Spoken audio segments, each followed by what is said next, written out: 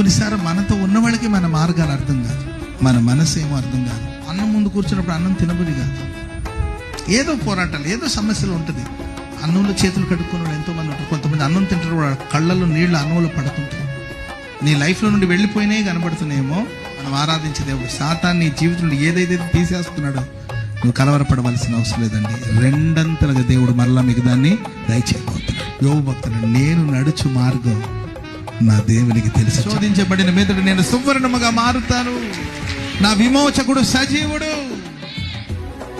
కన్నులారా నా దేవుడు నేను చూస్తాను.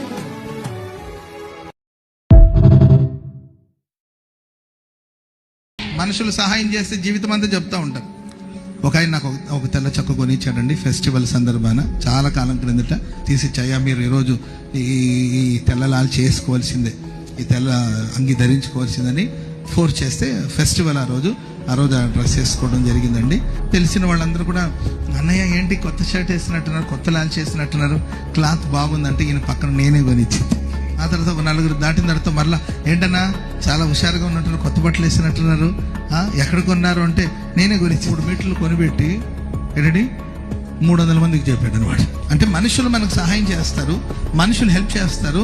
మనం బతికినంత కాలం చెప్తానే ఉంటారు, నా వల్ల నేను ఇవ్వకపోతే నీకు లేదు, నేను అనుగ్రహించకపోతే నీకు లేదని వాళ్ళు మనకు గుర్తు చేస్తూనే ఉంటారు. మనకు చేసిన చిన్న సహాయాన్ని, చేసిన చేతి సహాయాన్ని గుర్తు చేస్తూనే ఉంటారు. కానీ నరులెవ్వరి సహాయం లేకుండా నిన్ను హెచ్చించాలని, నిన్ను గణపరచాలని నా దేవుడు శ్రమల గుండా నిన్ను తీసుకెళ్తున్నాడు.